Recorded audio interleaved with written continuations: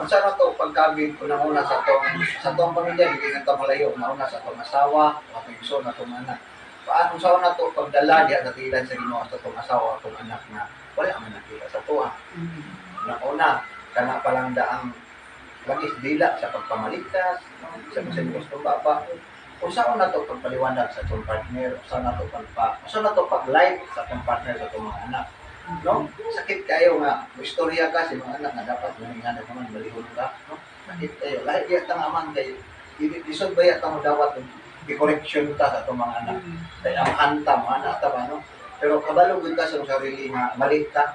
Pero usahay lagi kay kanila binalalaki ka, ang pride ba? Una nga, reminder to nga, ang pride, ginakaon na siya. Fried chicken, gina siya, ginagawa. Naunong ginato ng pride. Kay, ang pride, wala gina siya kapainan. No?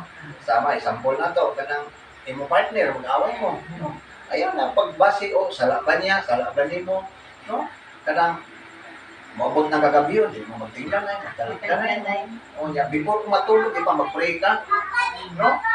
Papansinsa mo, siguro taga na ito, nag-away ka sa mong partner, tapos Lord, pasaylo ka sa salam. Pero wala ka pasaylo sa imong asawa, no? Wala ka pasaylo sa imong partner, no? Kanami ito, lain ang imong kasing-kasing ba, no? Kaya, pag-watch God na magutay ka ng connection sa Ginoo, kanang ito, murag na natay konsensya. Unlike dati nga, wala pa yun ta, wala raman na sa tuwa.